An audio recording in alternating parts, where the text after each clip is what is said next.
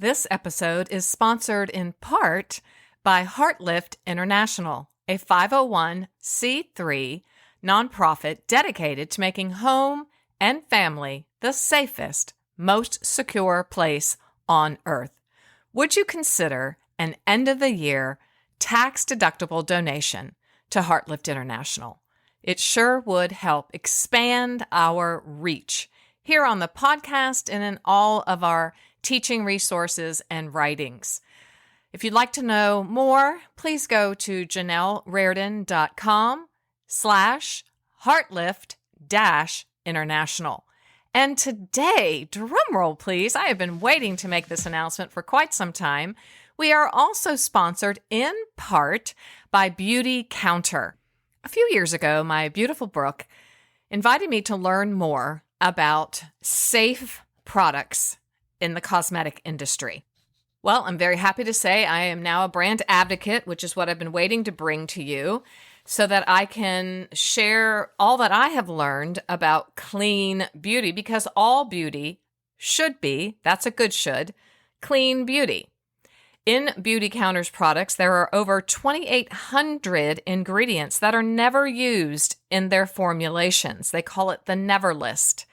I have slowly and safely transitioned to using these products, primarily because I've had many cancers, skin cancers on my face, and even one scary one on my lip.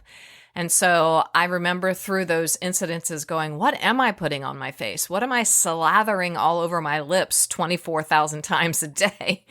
And so as I have learned more and more about Beauty Counter, I have just really wanted to bring it to you and give you an opportunity to perhaps help you have clean makeup, clean cosmetics, because if they're not, many of these unsafe ingredients, particularly through menopause, which I am now through, hallelujah, and aging, can actually cause some harm. So I'm all about safety. That's why I use my therapeutic grade essential oils from Young Living and now Beauty Counter. My three absolute favorites are my Beyond Gloss in Clove. Oh my goodness, it has changed my life. Just stays on my lips and makes them feel so yummy and luxurious. And I just have one in my desk, one in the car, one in my purse. Second is the Skin Twin Featherweight Foundation. And when I put that on, I just know that it's safe and it makes me feel so much better, particularly with my face. And then the All Bright Sea Serum. Antioxidant-rich formula. It defends my skin from damages and the effects of the environment because, as I said, I've had a lot of sun damage in my life as a redhead, fair-skinned woman. And so it gives me some repair and some defense. And for that, I am grateful. I want you to just take the time to go to my site, beautycounter.com/en-us/Janelle Rardon, and you can use Clean for All 20 to get a 20% discount off of your first order. Okay, now on to business. I'm so excited to bring to you today part 2 of Glimmer Blocks. Part 1, we talked about those stinking thinking, cognitive distortions that will keep us from being able to experience this glimmer hunting that we're on for the holidays. How is your journey going? Mine has been amazing. I was standing in the airport Friday evening waiting for my twin daughter, Brooke, to exit and come off of her plane, and it was an unexpected visit, and I just felt glimmers to the excess. Felt so much joy, so much happiness, and I had bought a beautiful poinsettia balloon. And as people were exiting the airplane, usually they're tired and they're just stressed, and I just saw little smiles come from so many faces that here is this woman waiting eagerly. I could feel my anticipatory energy probably. Here she is with this balloon, and she's just so excited for whoever she's waiting for. And it just brought them joy. So I did some glimmer sharing as well and some glimmer sparkling. And several people were like, oh my gosh, that's the prettiest balloon. That's so sweet. Oh, that's so festive. Happy holidays. It was just, you know what? I love being a glimmer sharer. I love being a glimmer heart lifter. That's what we're doing. So that is my glimmer for this week's podcast to share with you, that I was waiting with great expectation to see my beautiful daughter for just a short time before Christmas and before I embark to go see my other daughter, who's bringing in the grand glimmer of the season, my new granddaughter. So exciting.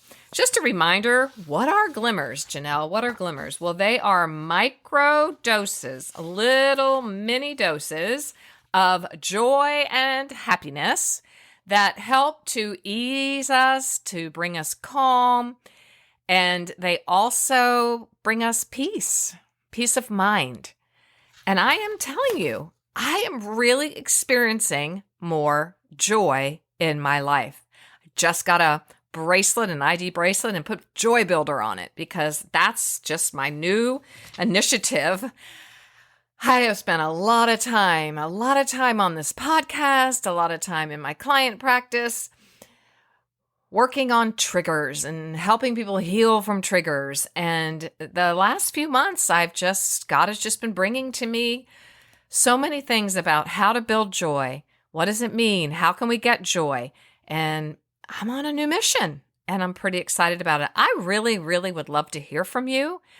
Last week, we also introduced that we all have a personal signature glimmer pattern or theme in our life. And I shared mine was, one of them was travel, tea, sipping tea, making tea, the art of tea.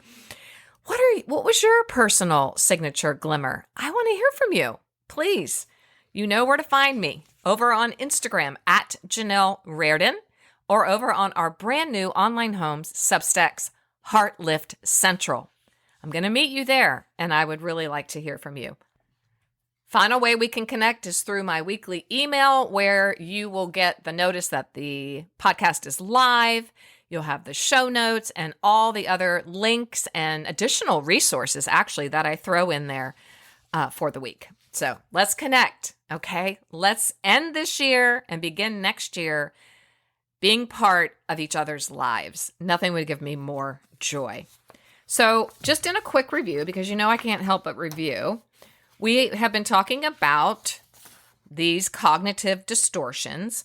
Cognitive distortion is a faulty thought pattern, okay? It's all about our thinking that makes us more prone to negative thoughts and conclusions.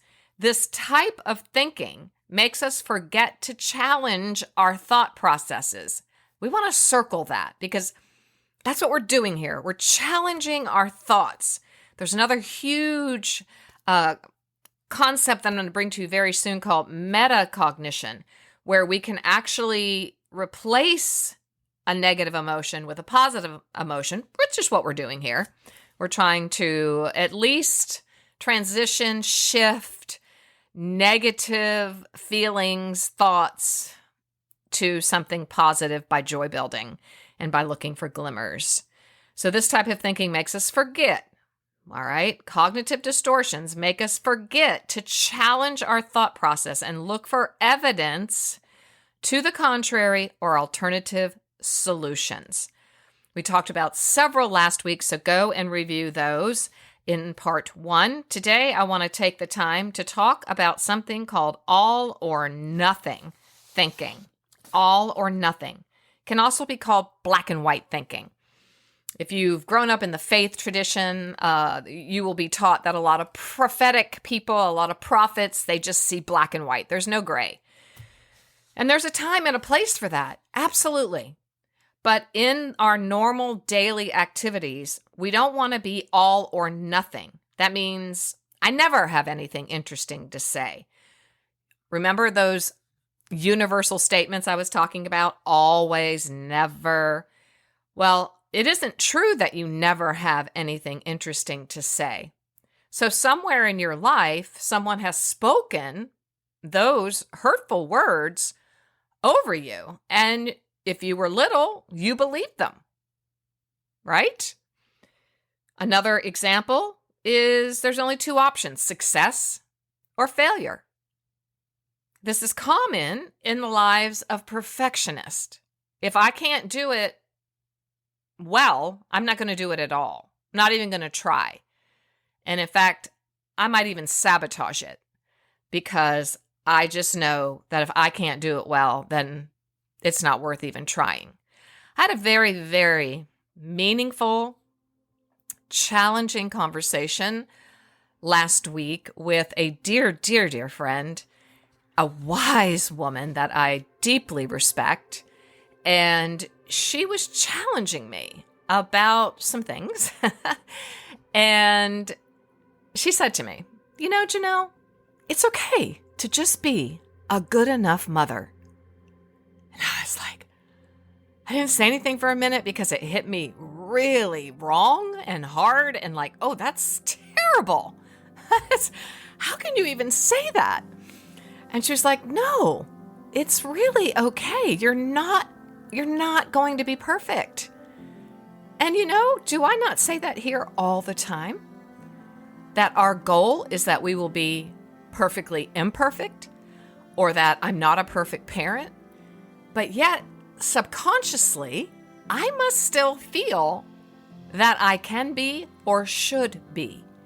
I have not stopped thinking about that conversation since I left the restaurant we were meeting in.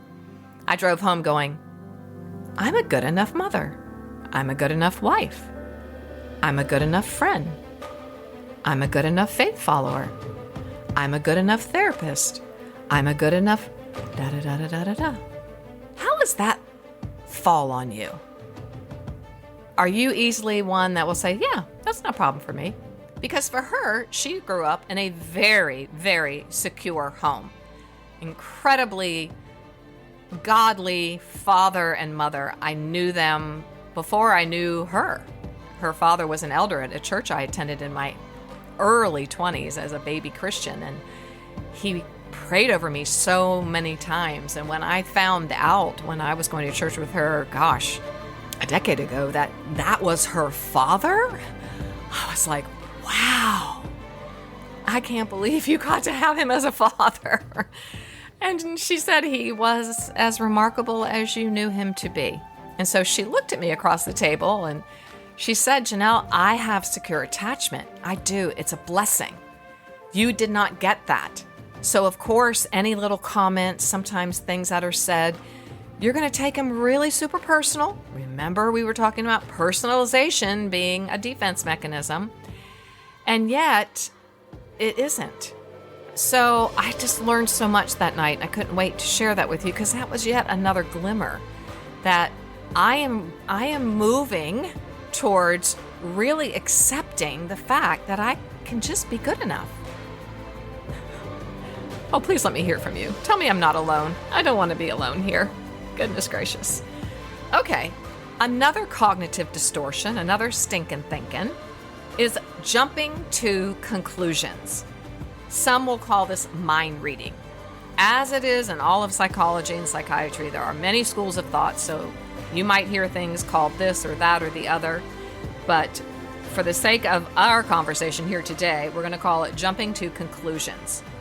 So I had a client in last week, and she had her blood results from just her regular blood check come back as a little concerning to the doctor. So they did a few more tests, and she said the minute the doctor told her that the test had come back a little bit shaky, she said, I have blood cancer and I'm going to die. Okay, that's jumping to conclusions. I can't think of a better example. By definition, jumping to conclusions is an unwarranted. This is so important. Lean in here because I have a feeling we have all done this at one time or the other. Unwarranted assumptions based on limited information. And in the medical field, this happens probably more than it doesn't happen, right? Because we'll get something, or we're told we have to go get an MRI, or we're told we have to do this, and we just jump to conclusions. We go to Dr. Google, we search this internet now that we have at our disposal, and our mind just goes into assumption land, and presumption land. So I call jumping to conclusions the assume and presume stinking thinking. And I need to take a deep breath in that moment when I'm aware of it and go, I'm doing it again. I'm jumping to conclusions. I need to take a deep breath, step back, and get a larger view and gather more information. In this beautiful article that I was working with last week from Harvard Health, How to Name and Tame Your Cognitive Distortions, they write a big part of dismantling our cognitive distortions, our stinking thinking, is simply being aware of them and paying attention to how we are framing things to ourselves. That is step one. Being aware, living with your eyes wide open and paying attention to how we are framing things. So we're not bypassing our thoughts. We're not spiritually bypassing them with just a scripture. We are facing them. We're owning them. We're naming them. And we're going, okay, good mental habits are as important as good physical habits. If we frame things, which is what we do here, in a healthy, positive way, we almost certainly will experience less anxiety and isolation. Well, Heartlifters, that's our whole goal for our glimmers of grace and our advent of glimmers, is to reframe our thoughts, our cognition in a healthy, positive way. And the result of that will be that you and I move through our lives with more ease and more peace of mind. That is my end all goal. This doesn't mean that we ignore problems. That's called bypassing. We don't ignore challenges. We don't ignore feelings. We don't ignore feelings in this community. It just means that we approach them with a can-do attitude. I would like to add to Harvard's article here, we approach it with, I am in control of my emotions. I am in control of my feelings. I am in control of my thoughts. I am driving the bus. They are not driving the bus. I don't even know how many decades with my emotions and my feelings driving the bus, and then I gave everybody else in the world permission to tell me how to think, tell me what to say, tell me how to pray, tell me how to be a Christ follower. I'll just keep putting things in those spaces, because as I wrote in Overcoming Hurtful Words, my greatest goal in that whole book was to rewrite my story so that I could know what I think, know what I say and speak, and find my voice, and know what I am to do. So powerful. So I'll repeat, this doesn't mean that we ignore problems, challenges, or feelings. We don't do that. Just that we approach them with that can-do attitude, with that I'm driving the bus, I'm in the driver's seat, instead of letting our thoughts and feelings amplify our anxiety. A very great intention for the morning when you wake up, perhaps tomorrow or the next day, and you're trying to just search and hunt for the glimmers, is to perhaps say, I am in control of my mind today. I'm in control of my life. Now, that might be really hard for some of us. I'm front of the line here, who grew up in that evangelical framework where, we weren't taught this. And so even when I still say I am in control of my thoughts, I am in control of my words, I am in control of my life decisions, it still sits a little weird, if I'm honest. But if I truly believe with all of my heart, soul, mind, body, and strength that Christ lives in me, He is the hope of glory that lives within me, then we are one. And if I am following Him earnestly to the best that I know how to do at this moment, He and I are one. So I will know what He's thinking, and that'll be what I'm thinking, and we'll just walk in unity. It's beautiful. The Harvard Health article continues, as someone who used to be an expert, this is the author writing, in getting tripped up by all these filters, these cognitive distortions, I've learned to remind myself that whatever comes up, I'll deal with it as well as I can. What beautiful productive self-talk. I try to trust my future self to cope in an effective way with whatever life will throw my way. Well, Heartlifter, that's what we want, spiritual resilience. As such, there's no reason to worry about potential future problems in the here and now. So that would include that stinking thinking of catastrophizing, right? Maximization that we talked about in part 1. If I worry about what might happen, then I have 2 problems. Whatever hypothetical challenge that might not even come up in the future, and a lot of unhelpful anxiety to contend with. As they say in the science fiction masterpiece Dune, fear is the mind killer. Now that's a tattoo, isn't it? Ooh, that is a message to put on a Post-it note. Fear is the mind killer. Being anxious or afraid certainly makes me less effective no matter what I'm trying to accomplish. Wow. A wise therapist once told me, if someone cuts you off in traffic, they're just cutting off a random car, not you, because they have no idea who you are. So there's no reason to take it personally. There's that personalization. To personalize situations like that just makes us crazy, doesn't it? That's my words. Makes us upset. If you don't take it personally, it changes it from jerk cut me off to people should drive more safely. There's a shift for you. There's a negative thought that this person took control of, reined it in, which 2 Corinthians 10:5 says that, tells us to do that, to take control of every thought. Take captive every thought that tries to set itself against the Word of God.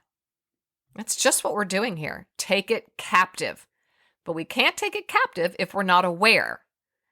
And we become aware when we become awake. I love this so much. I think it's been so helpful for myself.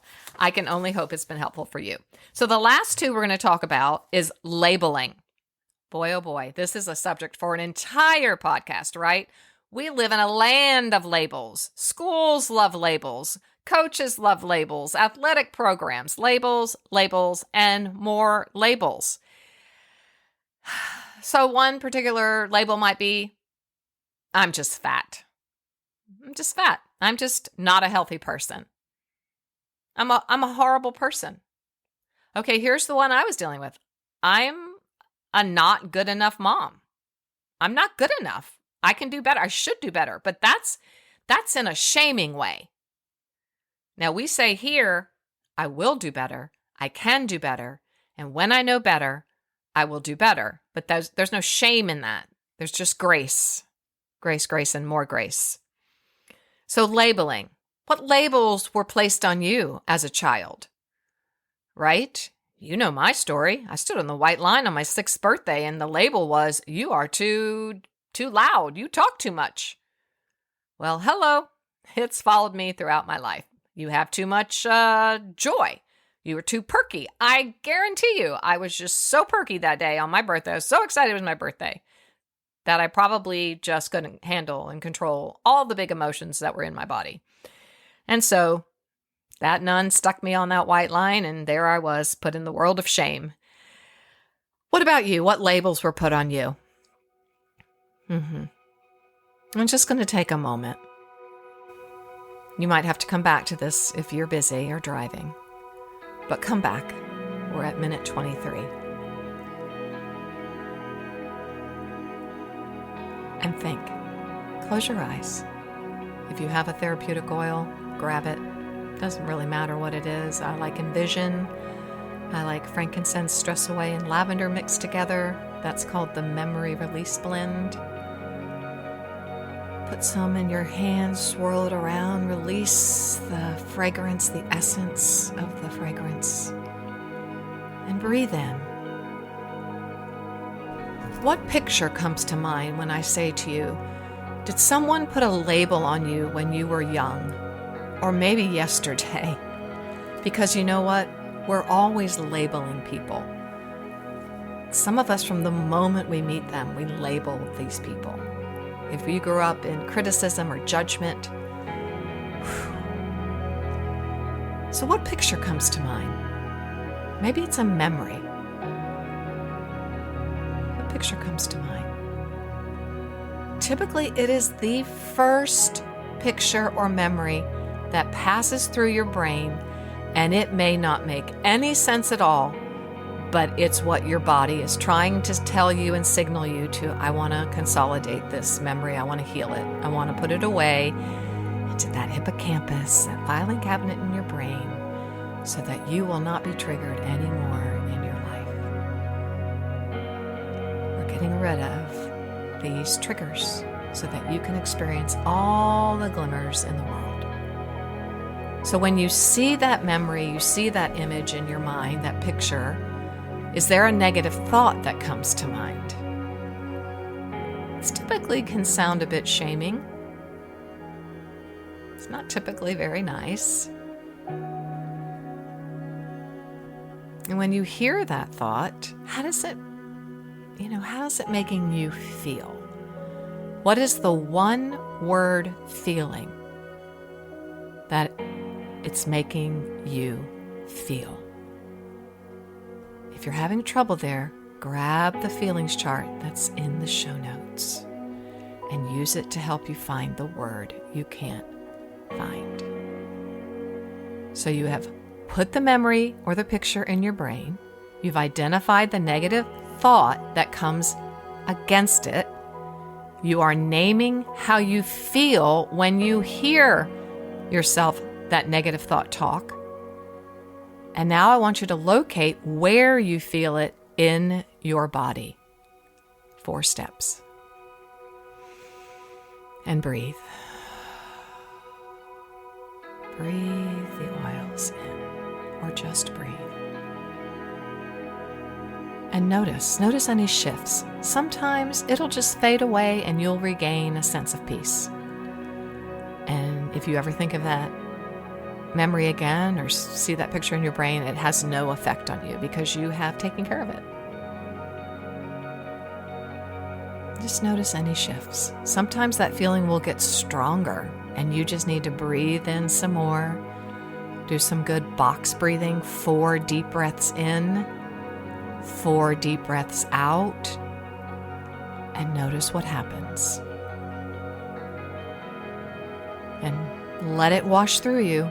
Yes, dear heart lifter, let that strong emotion wash through your body like a wave on the ocean. Because no feeling, no emotion lasts forever. They come and they go. They come and they go. They don't last forever. And when you feel that you've gone as far as you're going to go right now, maybe you have regained that peace and calm, then you can just open your eyes and open your hands and move forward in your day. If it didn't resolve, if it stayed strong, or maybe it went into other feelings, strong feelings, then you can do it again and again. And then if you ever need help with what we call memory reconsolidation, which is in my book, Stronger Every Day, 9 Tools for an Emotionally Healthy You. It's located in Tool 7, Send New Positive Messages to Your Brain, and I walk you through it there as well. I'm going to close today with a beautiful reading from Tool 7, and it's in the Educate work section on page 196, 197. Did you know that there are over 34,000 emotions? That's why it's critical that we get to know our emotions. Emotional literacy, the ability to deal with one's emotions and recognize their causes, is central to living into our beautiful new story. Each of us has absorbed the atmosphere of our family of origin and picked up ways of coping that developed into our go-to defense mechanisms, our stinking thinking. Having a strong, solid emotional vocabulary, which is why we're here, helps us understand how to recognize, label, and navigate the 8 primary emotions: joy, sadness, acceptance, disgust, fear, anger, surprise, and anticipation. And maybe have a slight grasp of the other 33,992. Author and international expert on leadership and human performance, Dr. Alan Watkins writes, if we start to become much more precise in our emotional literacy, then we can come up with a more effective strategy for dealing with negative emotions and creating a positive emotional state. So how do you feel good about yourself more often? That's a question, isn't it? How do you feel good about yourself more often? I think that's a Christmas gift I want. It's perfectly possible, but it does require practice, and it's not just about positive affirmation. Telling yourself to feel happier or more confident doesn't work.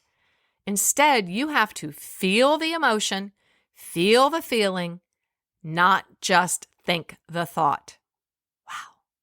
For example, when you think about something positive in your life that gives you a positive feeling, we did that in last week's episode. We were remembering a beautiful, positive childhood memory. When you think about something positive in your life that gives you a positive feeling or emotion, take time to consider exactly how you feel. I'll tell my clients, soak it in.